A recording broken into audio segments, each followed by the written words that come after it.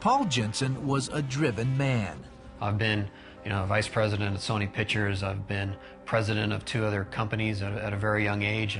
My competitiveness and my desire for acceptance that I had in college just kind of transferred into my work life. And, my family, quite frankly, was second. He was a bulldozer from the very first moment I met him. If he wanted something, he would do it. It was all about making the most of life, getting everything done.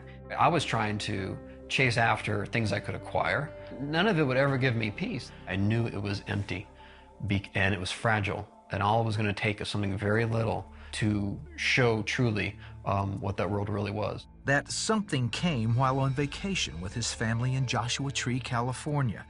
Paul and his son Jake climbed high above the rest of the group. We ended up taking this kind of easier path, bouldering over, some boulders to get to this point about 75 feet off the desert floor. Below, his brother-in-law was overcome with a strange feeling of fear and anxiety.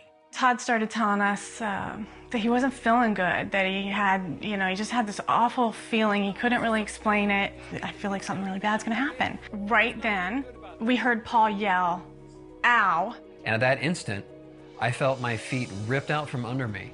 And the next thing I know, I'm looking at the ground about 4 feet in the air. My head and my feet are at the exact same level off the ground.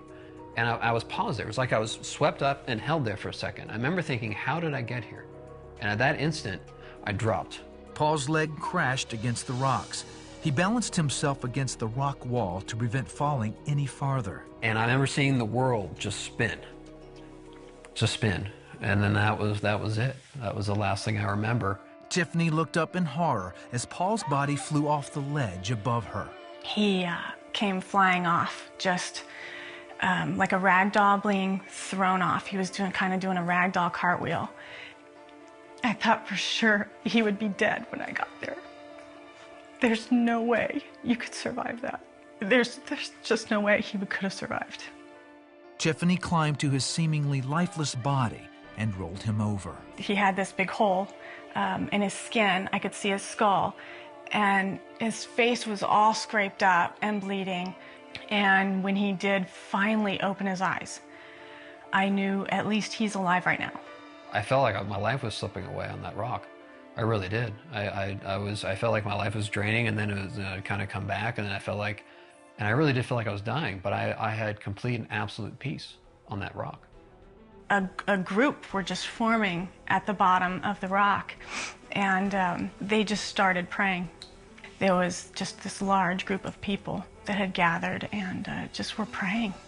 Paul had survived a 45-foot fall, landing on his head. But the first responders didn't give Tiffany much hope for his recovery. He's not out of the woods yet.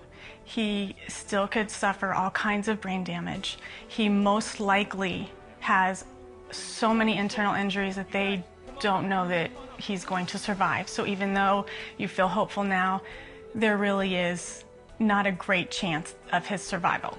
He was airlifted to a hospital where a team of doctors waited for him. They were shocked and amazed that I was alive. They CAT scanned my entire body. They x-rayed my entire body. And more doctors would come in and leave, and then come read his chart and leave, but they weren't saying anything to us. If you were free falling 45 feet and land on your head, falling from that significant of a height usually carries a very high injury severity score. Multi-trauma, head injury, spinal cord injury, that's, usually a fatal blow. And so I truly was thinking, this obviously isn't going to be good. I got concerned, and finally I said, hey, what's going on? And the doctor looked at me and goes, what, haven't you heard? And I said, no. I said, they're calling you Miracle Boy around here. I said, why?